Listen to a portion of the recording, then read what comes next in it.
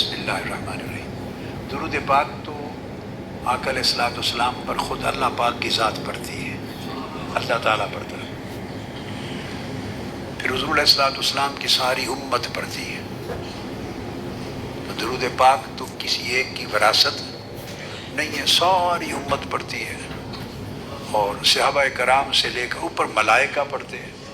جب قرآن مجید میں تصریح آ گئی کہ سب ملائکہ پڑھتے ہیں تو کیا خبر وہاں بھی گوشہائے درود ہوں گے، حلقات درود ہوں گے آسمانی کائنات میں، بھلے اس طریقے سے نہیں جو آسمانی کائنات کا طور طریقہ اور نظام ہے، اس کے مطابق حلقات ہوں گے، اکیلے بھی پڑھتے ہوں گے، مل کے بھی پڑھتے ہوں گے، اجتماعی طور پہ ملائکہ۔ تو جب اللہ کی ذات پڑھتی ہے اور ملائکہ پڑھتے ہیں اور ساری روئے زمین پر آقا علیہ السلام کی ساری امت پڑھتی ہے، کوئی اور عبادت نہیں جو اتنی کثرت کے ساتھ زمین و آسمان پر ہوتی ہے، سب کی اتنی کثرت کے ساتھ کوئی اور عبادت نہیں ہوتی۔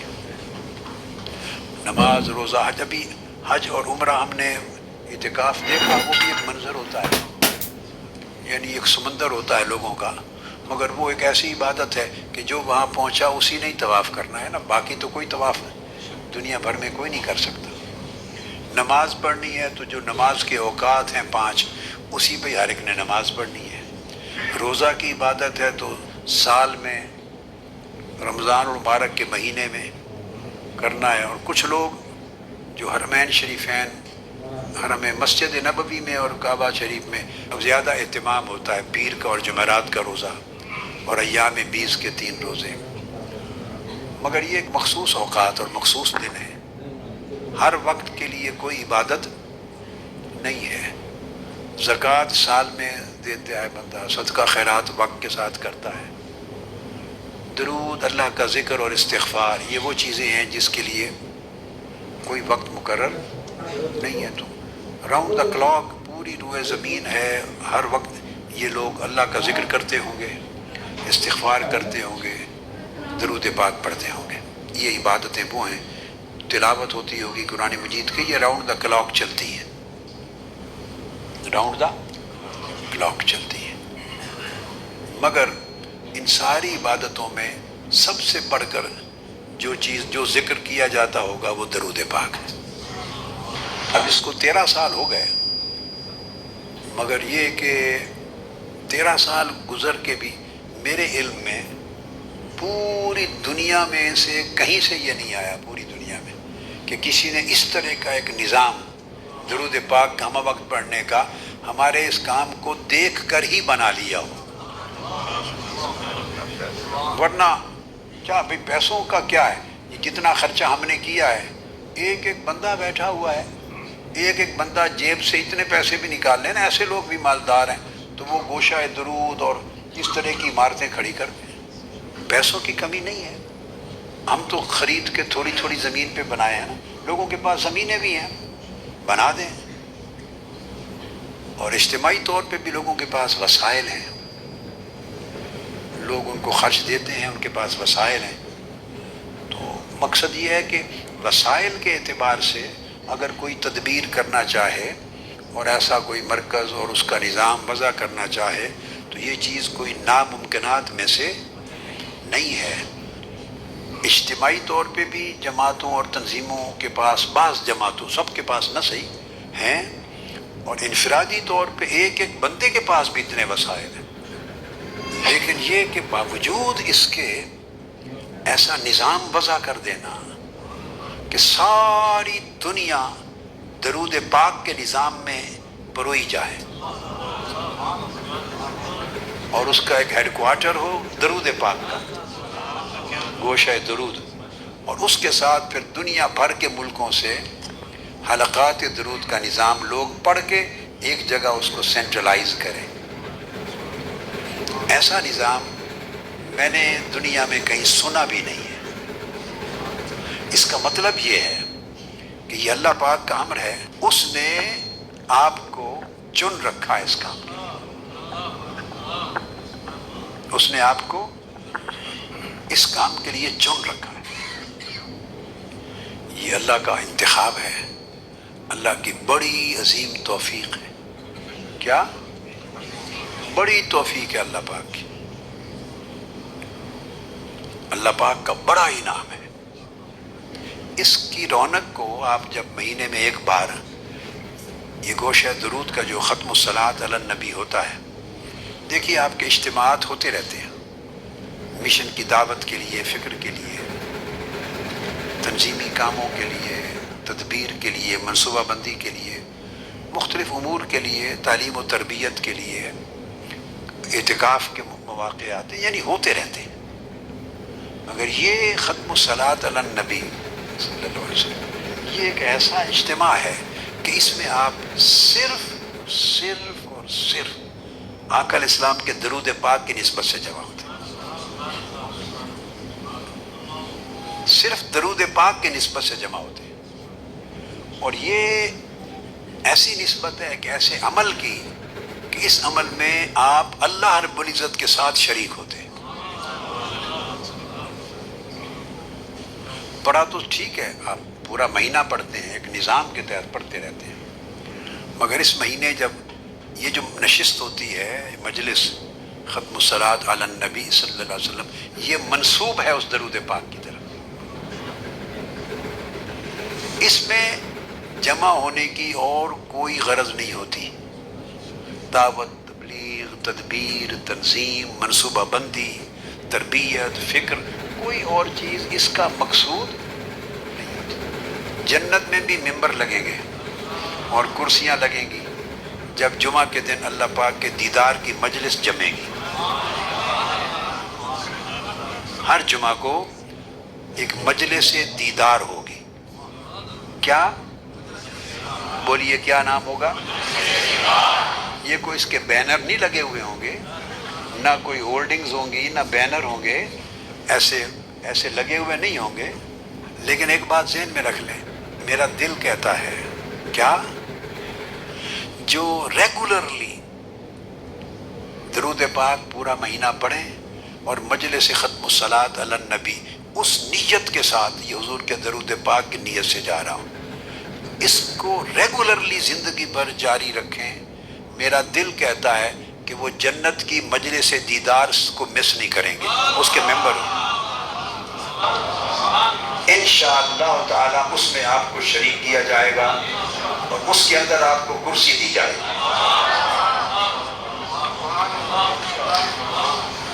آپ جب درود پاک پڑھتے ہیں تو درود پاک کا ایک زندگی پہ اثر بھی تو ہونا ہے.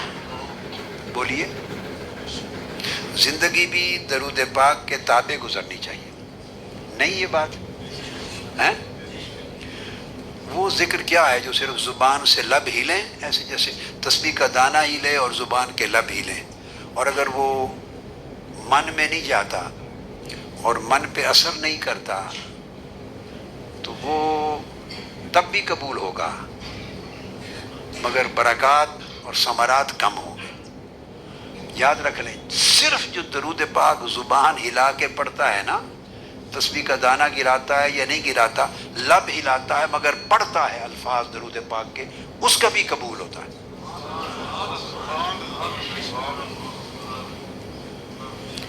اس طرح کرنے والے ہر نمازی کی نماز کی شیورٹی نہیں ہے کہ قبول ہوگی. کہ جو کھڑا ہو گیا مصلی پر لب ہلا کے پڑھ رہا ہے، معلوم نہیں قبول ہو، اللہ کی مرضی. آپ سمجھے ہیں نا؟ درود پاک ایک ایسا ذکر ہے کہ جس نے لب ہلا کے بھی پڑھ دیا اور بہت نیچے نہیں بھی اترا، اس کا بھی قبول ہوگا. اس کا بھی بولیے قبول ہوگا. آپ کو اس کا راز سمجھ میں آیا ہے یا ہے؟ ہاتھ کھڑا کریں جس کو اس کا راز معلوم ہے. زیادہ کو معلوم نہیں ہے، میں ان کو بتاتا ہوں. پھر میں نے کہا صرف لب ہلائے اور درود پاک کے کلمات پڑھے، کیا؟ اور وہ من میں اتنا نہیں بھی گیا، لبوں سے پڑھ دیا، تو میں نے کہا وہ بھی قبول ہوگا. درود پاک کسی کا رد ہوتا ہی نہیں ہے. باقی ہر عبادت رد ہو سکتی ہے. یعنی کوئی حج کرے تو وہ نہیں کہہ سکتا کہ قطعی طور پہ میرا حج قبول ہے. عمرہ کرے نہیں کہہ سکتا کہ قطعی طور پہ عمرہ. روزہ رکھے، نماز پڑھے، خیرات کرے، صدقہ دے، زکوٰۃ دے، قطعی طور پہ کوئی گارنٹی نہیں دے سکتا کہ میرا یہ عمل قبول ہے. صرف ایک عمل ہے درود پاک، یہ جو پڑھے وہ گارنٹی ہے اس کی کہ قبول ہے. آپ اس کا راز سمجھنا چاہتے ہیں؟ بولیے. بڑا آسان ایک راز بتا دیتا ہوں، باقی اس کے علاوہ بھی بہت بڑے بڑے راز ہیں، بہت راز ہیں، مگر ایک سادہ سا راز جو آپ کو ایک سیکنڈ میں سمجھ آ جائے گا اور بھولے گا نہیں. وہ کیا کہ یہ رد ہوتا ہی نہیں کہ آپ پڑھیں درود پاک. اللہم صلی علی سیدنا. اب پہلے لفظ کیا ہیں؟ پھر اونچی آواز سے پڑھیں، صلی علی سیدنا و مولانا محمد. یہ درود پاک شروع ہوتا ہے کہ اے اللہ تو ہمارے آقا و مولا حضرت محمد پہ درود پڑھ. یہ درود پاک کے پہلے الفاظ کیا ہیں؟ اللہم، اے اللہ. آپ یہ نہیں کہتے کہ میں درود پڑھتا ہوں. کیا آپ یہ نہیں کہتے کہ حضور علیہ السلام پر میں درود پڑھتا ہوں یا ہم درود پڑھ، یہ نہیں کہتے. نماز میں کہتے ہیں ایاک نعبد، ہم عبادت کرتے ہیں تیری. نماز میں کہتے ہیں اے اللہ ہم تیری عبادت کرتے ہیں. وہاں ہم ہیں، وہاں ہم تیری عبادت کرتے ہیں، نماز میں کہتے ہیں. مگر درود پاک میں اللہ پاک نے آپ کو، میں کو، ہم کو، تم کو، ساروں کو نکال دیا. درود پاک میں اللہ تعالیٰ نے میں کو، تو کو، ہم کو، تم کو، سب کو نکال دیا ہے. آپ سارے درود پاک میں اول سے آخر تک پڑھیں، ایک لفظ بھی ایسا نہیں جس میں میں اور ہم اور تم آئے. ایک لفظ بھی ایسا نہیں جس میں میں آئے. تو یہ جو عمل رد ہوتے ہیں وہ رد ہی میں کی وجہ سے ہوتے ہیں.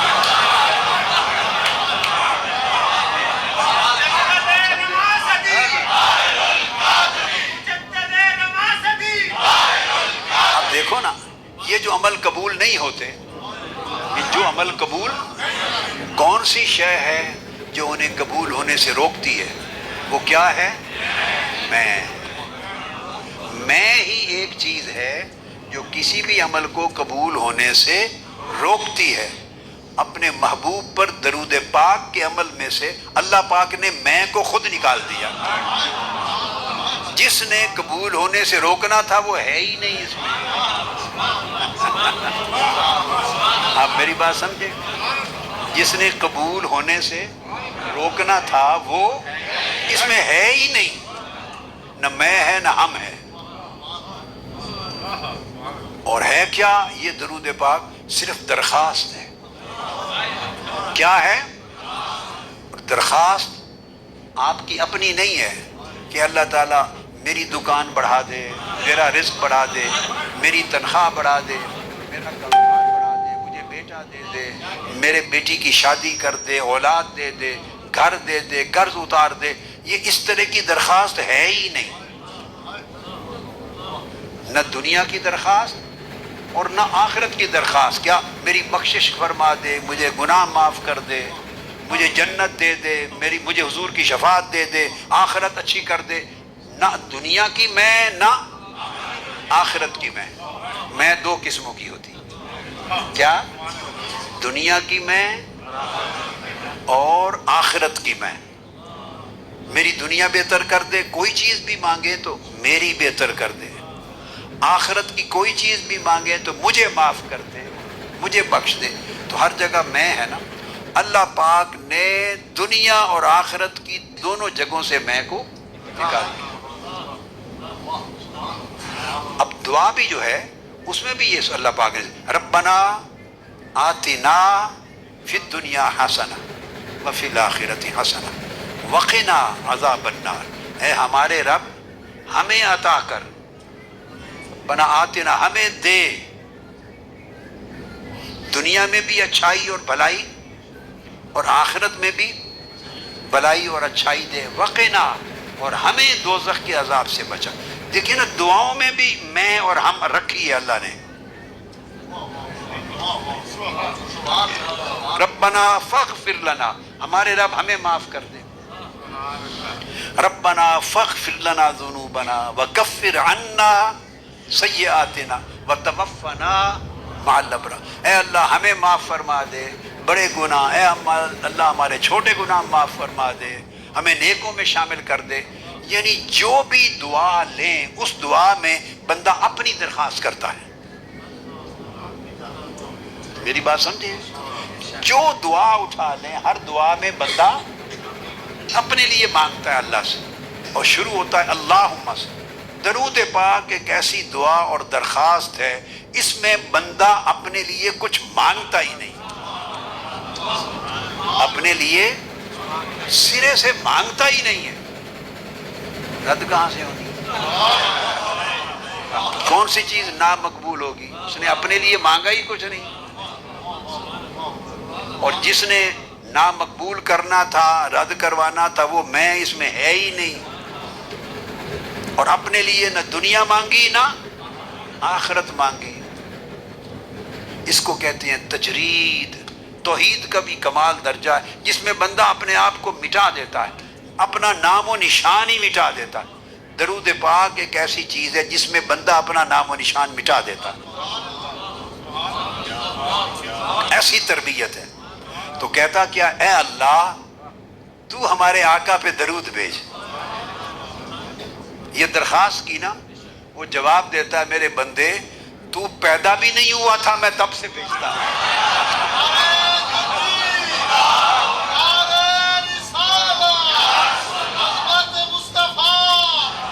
تو جب بھی درخواست کرتے ہیں اللہ قبول کرتا ہے، میں بھیجتا ہوں محبوب پہ درود، آپ کی درخواست قبول ہوتی ہے۔ اب وہ ذات دیکھتی ہے اور آقا علیہ السلام کی ذات بھی دیکھتی ہے کہ یہ میرے بندے نے باقی تو ساری زندگی اور ہر روز صبح و شام ہر نماز کے اندر بھی اور باہر سب دعائیں کی اپنے لیے، یہ ایک دعا میرے امتی نے ایسی کی جس میں اس کے اپنے لیے کوئی مانگا ہی نہیں، اس نے میرے بلندی درجات کی، میرے اوپر درود بھیجنے کی درخواست کی، تو وہ بھی راضی، آقا بھی راضی۔ اس لیے میرا دل کہتا ہے کہ اس التزام کو کرنے والے اور دائماً اس میں شریک ہونے والے، اس نسبت سے اور اس کو جاری رکھنے والے جنت میں اللہ پاک کی بارگاہ کی مجلس دیدار میں ضرور شریک ہوں گے انشاءاللہ تعالی۔ اور اگر اللہ پاک کو قبول ہوا، آپ تو اچھے لوگ ہیں، نیک لوگ ہیں، جائیں گے ہی جائیں گے۔ اگر آپ کی شفاعت یا مجھے بھی اللہ نے اگر بخش دیا آپ کے صدقے، آپ کی طفیل دوزخ کے عذاب سے بچا لیا، اگر بخشش کا فیصلہ ہو گیا اور گھس کے میں بھی کہیں آپ کے ساتھ چلا گیا، تو انشاءاللہ تعالی آپ یاد رکھ لیں ملاقات ہوگی مجلس دیدار، ملاقات ہوگی، اور انشاءاللہ آپ کہیں گے وہ بات ہمیں اس شام کی حضور یاد ہے، یہ کہیں گے انشاءاللہ ہوگی، یہ بات ہوگی ہماری انشاءاللہ، یہ بات ہوگی۔ آقا علیہ الصلوۃ والسلام کا یہ وعدہ ہے۔ تو اس لیے آپ عزم کر لیں اور باقیوں تک بھی پیغام پہنچا دیں کہ مہینے میں جب یہ محفل ختم الصلاۃ علی النبی آتی ہے، دنیا بھر کے کام کاج چھوڑ کے ڈائریوں پہ لکھ کے رکھ لیا کریں کہ یہاں دل دھرنے کی جگہ نہ ہو، اوپر بھی لوگ بیٹھے، اور اس کو مس کرنا ہی نہیں، اس کو مس، چونکہ یہ ایک ہی مجلس ایسی ہے مہینے میں جس میں اپنے لیے کچھ مانگنا ہی نہیں، صرف آقا علیہ السلام کے لیے مانگنا۔ تو جو اپنے لیے نہیں مانگتا اور صرف آقا کے لیے مانگتا ہے، آپ کو اندازہ ہی نہیں اس کو آقا کتنا دیتے ہیں، اور اللہ کتنا دیتا۔ چلو وما علینا الا البلاغ۔